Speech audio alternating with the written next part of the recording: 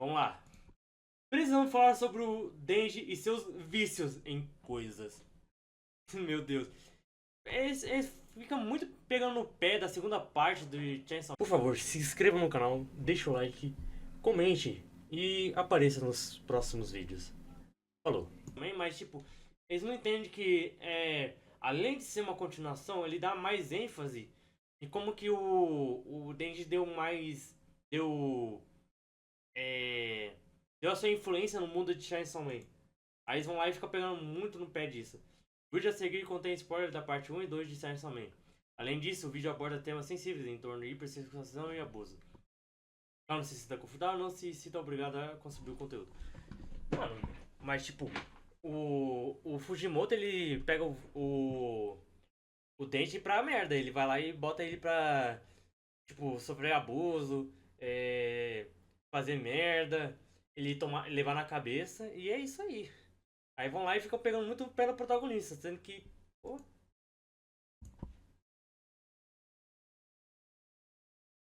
A parte 2 de Chainsaw Man se aproxima cada vez mais de seu grande clímax. A trama vai se Eu tornando dropei cada vez mais depois grandiosa que, e tipo, durante todo este percurso. Dropei bem depois que teve a cena da Yoro é, fazendo o agrado do Denji, mas nem foi por causa disso que eu dropei, sim por causa que eu não tava lançando um capítulo, aí eu esqueci de acompanhar depois. Denji passou por diversos momentos difíceis e cruciais para seu desenvolvimento. A questão é que o último capítulo trouxe novamente a amarga e repetitiva questão: o Denji não muda? Isso aconteceu pois Não muda por outra causa que vez o ele, personagem além se de ser um moleque, ele também é todo quebrado, ferrado. tornou cego e totalmente manipulado por seus desejos carnais. Mas antes de falarmos o quanto que esse personagem é gado ou algo do tipo, já para pensar o porquê do personagem É um agir dessa subtexto. forma. E melhor, Não, cara, tem um subtexto por trás dessa cena muito escrota. será que realmente ele não mudou? Bom, mesmo já fazendo um vídeo específico para o Denji, se mostrou muito necessário vir aqui e destrinchar melhor um ponto principal de todo o seu desenvolvimento: a hipersexualização. Antes de qualquer coisa, precisamos deixar bem claro algo quanto à escrita do protagonista. Fujimoto com o Denji faz algo que particularmente adoro em qualquer obra de ficção: um personagem verdadeiramente humano e não linear. O personagem erra, demonstra dificuldades em aplicar em sua vida novos aprendizados, possui uma grande complexidade emocional a qual dita em muitas das vezes as suas ações. E todo esse acúmulo de características faz com que o mesmo acabe desvirtuando de uma evolução gradativa e rápida. Assim como a vida real, o personagem vive em uma montanha-russa de altos e baixos, sem um rumo certo para se chegar. Denji nunca foi e nunca será um arquétipo de herói de um Battle Shonen. E para efeito de exemplificação... Não, hoje em dia não cabe mais fazer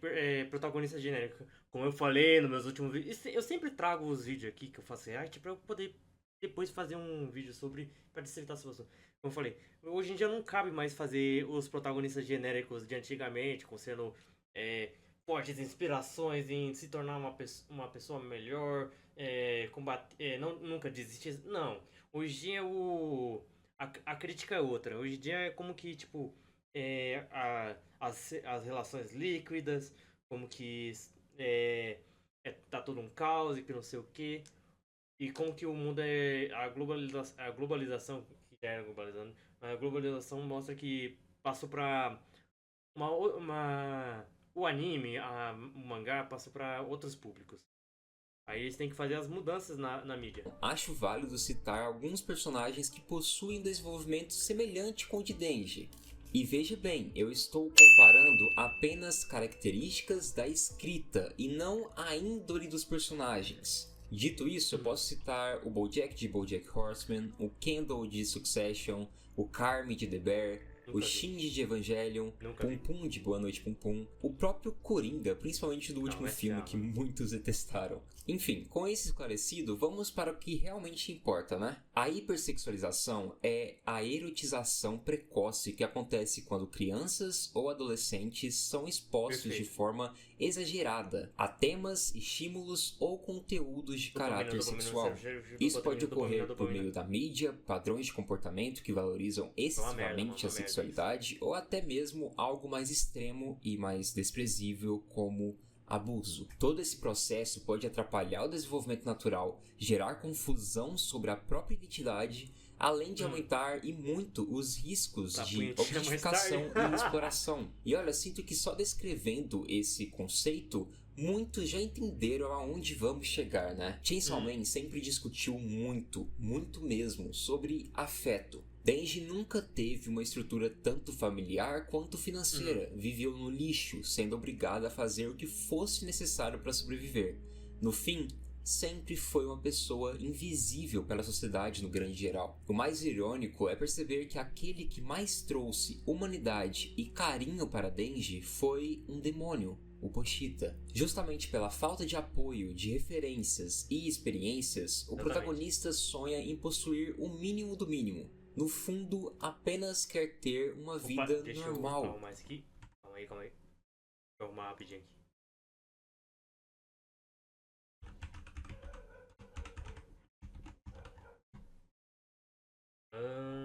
Beleza. Mínimo do mínimo. Crenças e experiências, o protagonista sonha em possuir o mínimo do mínimo. No fundo, apenas quer ter uma vida normal.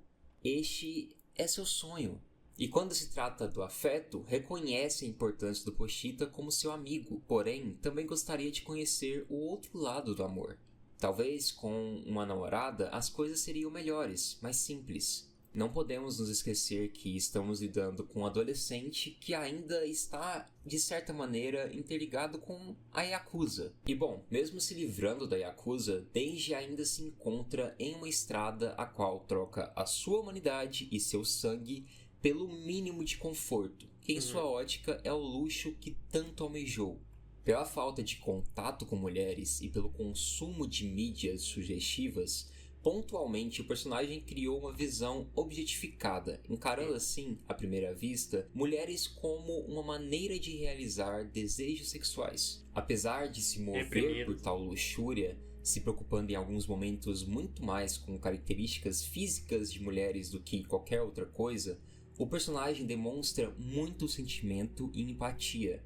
Ou vocês acham mesmo que o Denji salvou Power por conta da promessa feita? Algo que demonstra que, mesmo possuindo falhas, o mesmo é bastante passivo, humano e longe de ser, um predador sexual. Inclusive, acho importante aproveitar este momento aqui para ressaltar o quão sem sentido é colocar Denji no mesmo grupo de personagens, como o Meliodas, que efetivamente assediou tanto fisicamente quanto verbalmente personagens femininas. Todas essas características são apresentadas na obra em tons de piadas ou algo bastante romantizado. Ou seja, não há um desenvolvimento disso daqui. É como se a obra abraçasse essas características mesmo. E isso no mínimo é de mau gosto, né? Então, calmou. Denji possui sim falhas, é sim um escravo de seus desejos, como um bom adolescente sem qualquer estrutura, mas em nenhum momento ele cruza limites. Na realidade, é o oposto, né? Geralmente cruzam limites com ele. Mas ok, continuando. Fujimoto, em vários momentos, principalmente na parte 1, traz situações onde evidencia que buscar proximidade, realização de desejos carnais, a partir de promessas como se fosse uma premiação, não é nada saudável e bastante vazio. E bom, Denji começa a entender isso. A questão é que a gente chega em uma das principais culpadas na hipersexualização do protagonista. E sim, estou falando da Makima. Makima demonstra o lado perverso, manipulador e controlador de um falso amor. De forma invasiva, utilizando de sua sedução, a adulta, de certa forma, assedia Denji, ao mesmo tempo que valida a sua busca por realização de desejos carnais. Ela sabe o quão fácil será controlar o garoto a partir disso, e em nenhum momento demonstra preocupação nas consequências de seus atos na vida dele. À primeira vista, Denji não encara toda essa sequência como algo ruim, uma reação bastante comum para quem sofre esse tipo de coisa. Porém, de nada muda o fato do quanto que esse ato foi nocivo para toda a sua vida. O ato, além de validar seus maiores sonhos em torno de assuntos eróticos, também incentiva a não reflexão como um mecanismo de defesa. Se estiver mal, com muita coisa difícil para se lidar,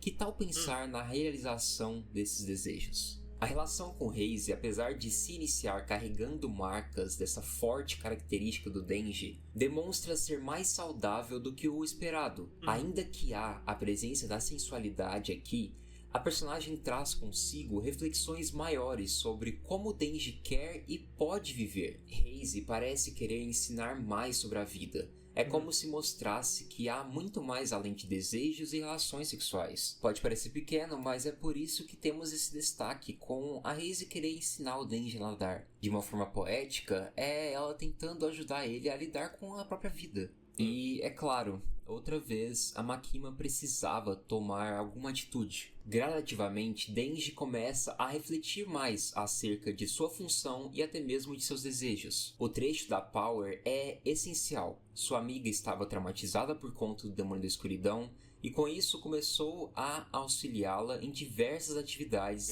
desde básicas até algumas mais específicas. Mesmo em situações que poderiam pender para um lado erótico, Denji não enxerga dessa forma. Afinal, não há espaço para isso. Power é quase a sua irmã, e neste momento ela estava fragilizada. Outra vez é reforçada a ele um outro tipo de afeto, de que nada se relaciona segundo as intenções. É um momento chave onde mostra pra gente o quanto essa hipersexualização consumiu bastante da vida do rapaz, mas não ao ponto também de cruzar limites. E bom, toda essa passagem, todo esse afeto demonstrado por Power e Aki foram fundamentais para a criação de Nayuta. Denji encerra a parte 1 mais maturo e principalmente mais quebrado. Pela primeira vez experienciou perder tudo que havia conquistado. Entende que uma normalidade perder tudo de uma vez foi uma merda. Abrange momentos ruins. Porém, isso não é o suficiente para superar o luto e também para acreditar que de fato merece ter uma vida feliz. Uma nova vida aparece em sua frente, novas responsabilidades, mas antigos problemas que constantemente são empurrados para debaixo do tapete e também antigas válvulas de escape que foram ensinadas. Quando se vê obrigado a encarar o seu verdadeiro eu, seus erros, traumas, medos, percebemos o quanto Denji os negligenciou e como seu mecanismo de defesa continua sendo a busca por seus desejos carnais. Tudo fica ainda mais evidente quando o garoto perde outra vez toda a sua base, todo o seu mundo, e sim, estou falando de Nayuta. Denji precisa acreditar que ela ainda está viva, que suas decisões não a mataram. Contudo, independente de toda sua melancolia, ainda se mostra incapaz de recusar a proposta de ir até um local próprio para extravasar toda a sua futilidade e luxúria. E sim, é foda, eu não posso falar essa palavra aqui, tá bom? O mais interessante de toda essa cena é percebermos que o personagem reproduz gestos antes demonstrados pela Makima, ressaltando assim outra vez como ela ainda impacta em sua vida. A decisão de ir até o Soul Plant mostra como um estopim necessário para Denji finalmente refletir mais acerca disso. Triste e até mesmo desesperado, ele ressalta o quanto é um escravo de seus desejos carnais e como, mesmo sofrendo, parece nunca ser capaz de se desvincular disso. Denji, mais do que qualquer um que está acompanhando essa história, gostaria de fazer diferente, mas parece ser impossível. E para piorar, o desabafo, a nova reflexão, é ofuscada por uma nova agressão, um novo abuso. O demônio da guerra se apropria do corpo e do sentimento da Asa para forçadamente estimular o Denji. O capítulo inteiro é bastante desconfortável e trágico. E é claro que após o ocorrido, Denji ficaria muito confuso. Não sabe ao certo o que acabou de acontecer e principalmente como se sentir. Uma reação plausível, considerando a dimensão do ato e como a sexualidade foi introduzida na vida do rapaz. Toda essa situação é bastante depressiva. Todo o lamento e desespero de Denji fora ignorado. O que tanto reclamou foi utilizado outra vez contra si mesmo. E porra, não ter ninguém para auxiliar neste momento é muito triste. A partir do confronto da realidade, Denji alcança o fundo do poço. Desiste de continuar vivendo. Graças ao poder de Pochita, o garoto revive momentos bons, próximo de pessoas que um dia amou, compreendendo que, mesmo com a existência de seus traumas, do luto, ainda havia espaço para a positividade. Denji aceita o subtexto no bagulho mais escroto possível. Que é um merda e que talvez nunca conseguirá mudar. Nunca deixará de ser um escravo de seus desejos. Todavia, entende que a vida ainda pode ser divertida e boa. Ainda poderá comer diferentes comidas, ainda poderá ter novos relacionamentos amorosos, assim como familiares. É uma maneira triste de posso ter a minha mudança. Evitar com tamanho sofrimento, mas ao mesmo tempo conseguiu continuar se movendo. O problema é, e se o mundo acabar? Quando Denji sai do mundo do demônio da velhice, a qual ficou preso por alguns capítulos em prol de um plano maior do demônio, encontra um mundo cada vez mais arruinado. Tudo em sua volta está coberto por chamas. Desde sua reputação como Chainsaw Man e seu estado mental, até o meio físico. Quais serão seus próximos passos? Sobra apenas escorar nas pequenas migalhas de afeto. O personagem se emociona ao descobrir que ao menos uma pessoa gosta dele, quando no fundo nem ele mesmo se suporta mais. O problema é quando até isso remete ao que Makima ensinou. Denji abraça o caos ao seu redor e até mesmo incentiva outros a fazer o mesmo. Se existe algo muito complexo rolando, apenas foque em algo divertido e se distraia. Isso vai te fazer ficar menos triste, né? Através do Demônio do Fogo, o Fujimoto faz questão de deixar ainda mais explícita tamanha discussão em torno do protagonista. A partir do embate dos dois personagens, é ressaltado o quanto Denji, mesmo em sua melhor versão, o Chainsaw Man, cometia diversos erros se distanciando e muito de uma figura heróica. Inclusive, de forma direta, o demônio pontua que o garoto não mudou nada. Denji utiliza de seus poderes para salvar aqueles que são convenientes. Existe algo muito pessoal em todas as ações desse herói, e é por isso que na maior parte das vezes se preocupa muito em salvar mulheres. Além disso, utiliza a sua forma de Chainsaw Man para se escorar em uma maneira fácil de receber atenção e carinho. Denji se odeia, então é óbvio que ele nunca vai achar que alguém vai gostar dele por ele ser o Denji. Algo também que é reflexo da relação com a Makima, olha só. E bom, descobrir que de suas negligências com o Chainsaw Man, pessoas morreram, como um jovem no início da parte 2, a qual foi ignorado, pois o Denji preferiu salvar um gato, reforça a ideia de que o mesmo fez a pior coisa que um dia já fizeram com ele. Denji, encarando todos os pontos levantados, reforça as duras palavras de Makima. Alguém como ele não merece ser feliz. Além de sentir que destruiu sua própria família diversas vezes, suas atitudes também afligiram diversas outras famílias. Todo o frágil otimismo de continuar vivendo para experienciar coisas boas se esvai. Justamente por isso, aceita se tornar uma arma caso necessário. Certo. Não se importa mais com ele mesmo. Talvez o melhor era só sumir. Já não há mais forças para reagir e, infelizmente, o personagem abraça o seu mecanismo de defesa. Algo bastante tóxico que foi bastante incentivado também. O mundo está prestes a encarar o seu fim, grandes planos estão sendo articulados, mas mesmo assim não consegue desviar sua atenção quanto às suas vontades carnais. Quando a morte tenta provar que de fato é um demônio, mostrando o bizarro detalhe de sua barriga, Denji, a partir de sua visão deturpada, objetifica o ser focando E aí, já tá convencido agora, Denji? Era um demônio da guerra.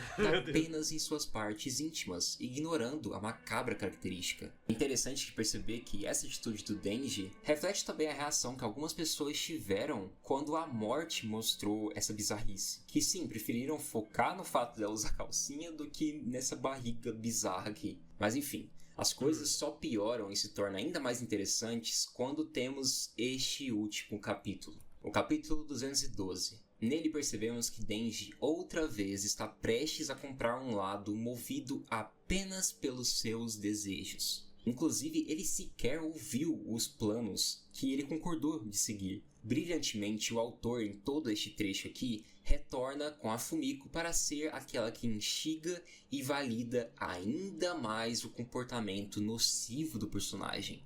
Fumiko foi introduzida na parte 2, carregando diversos mistérios. E aqui entendemos que ela é um agente da segurança pública, possui um contrato com o demônio das IST. Meu Deus. Ou DSTs, né? Descobrimos que esse contrato foi feito quando ela era ainda uma criança, assim como Denji. Pontualmente, Fumiko representa aquilo que Denji podia ou ainda pode ser. Fumiko, através de seu contrato, possui a habilidade de criar um clone seu a partir da realização de uma relação sexual. Sabemos que existem diversos Fumikos em diversos países, o que evidencia o quanto em sua trilha acabou deturpando sua visão e experiência em torno da erotização. Ela é um resultado extremo da hipersexualização. Fumiko é abusiva, inconveniente e estranhamente vazia. Parece que ela não se encaixa. Parece que roubaram algo dela. E bom, sabemos o que é. Talvez a sua inocência, né? Tudo isso é complexo, pois possivelmente a mesma sofreu muito durante toda a sua vida. Afinal de contas, fez um contrato tão delicado quando possuía apenas 14 anos. Ela não teve a mesma sorte de encontrar alguém empático como Pochita. Ela não teve a mesma sorte de ter tido pessoas parecidas como Aki e Power, que ao menos serviram como um apoio na vida de Denji. É pesado perceber que Fumiko oferece uma foto sua, íntima, a Denji, a fim de controlá-lo pela erotização mais uma vez, pois ressalta o quão alheia a mesma já é com sua intimidade e o quanto ela instiga Denji a abraçar o seu refúgio, como se oferecesse uma droga a um viciado. Em algum momento pode ter sido sim engraçado esse foco do Denji em tais desejos. A questão é que já faz um bom tempo que isso apenas é trágico e triste. Você pode desgostar de todas essas situações que o Denji acaba sendo submetido, pois afinal é sim desconfortável vê-lo caindo em suas próprias armadilhas. Mas é importante ressaltar que é justamente este o intuito de sua escrita. Claro que pode ser bastante frustrante, mas outra vez isso apenas demonstra o quão humano e bem escrito o personagem é. Então eu super entendo quem ficar desconfortável com essa temática, ou até mesmo desgostar para o rumo que o Denji está indo. Mas eu sinto que isso de nada se relaciona com qualidade. Até porque tudo isso daqui é muito bem justificado por todos os acontecimentos do Denji desde a parte 1. Pode soar estranho, mas um desenvolvimento nem sempre é para em um rumo positivo, tá, gente? Denji mudou e se tornou mais consciente de seus medos, de sua depressão e de seus traumas. Todavia, não é simples abandonar algo que se fez tão presente e tão incentivado em sua vida. Em muitos momentos, sinto que as pessoas desgostam de personagens mais humanos, pois simplesmente não querem se enxergar em uma obra de ficção. Toda essa reflexão que Fujimoto traz a partir do Denji é sim bastante preciosa, principalmente quando entendemos que Chainsaw Man é uma obra extremamente popular. O autor demonstra as consequências terríveis e as situações desprezíveis de uma vítima dessa hipersexualização e desses abusos. E além disso, acaba trazendo uma camada em torno do vício em pornografia. Uma reflexão que pode abranger qualquer um, seja leitor da sua obra ou não, ou até mesmo o próprio autor. E pô, sério, esses dois temas são muito atuais. É bizarro quando, sei lá, você está querendo consumir um jogo, aí tu vê uns anúncios ou uns trechos como... Eu vou fazer um vídeo desse isso. Ainda. Como se houvesse essa emergência de sexualizar tudo que você consome. Mas enfim, essa é uma discussão muito longa e eu não sou um puritano ou algo do tipo, tá? Mas era só mostrando que, de fato, isso existe, isso é real. Perfeito. Denji não merece sofrer ainda mais para aprender. É necessário um verdadeiro suporte para ajudá-lo a encarar e enfrentar tudo isso. Porém, infelizmente, é difícil demais enxergar isso acontecendo. Mas bom, vamos continuar torcendo por ele.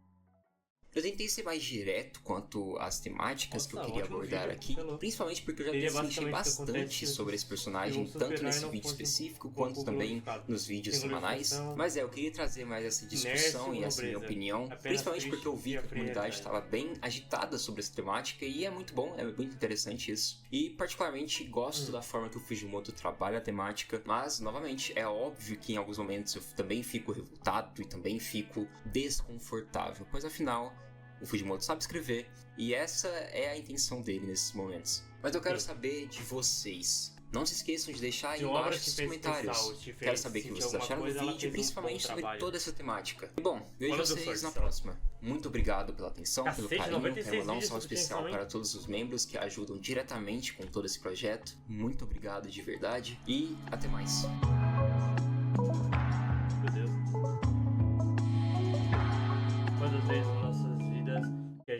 aprendeu com nossos erros e que não vamos mais cometê-los. Mas percebe-se que nada mudou dentro de nós e que muitas vezes ainda desejamos seguir por um lado errado. Isso é até bíblico sobre o ser humano. Incrível. Nossa, velho. Ótimo vídeo, ADM.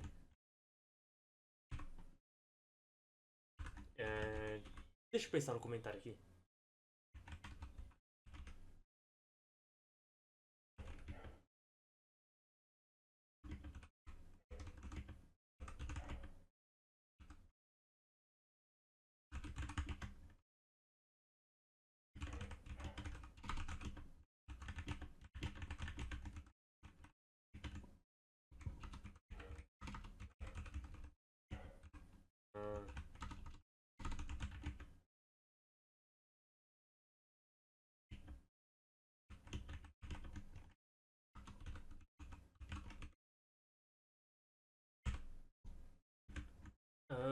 Esquizo.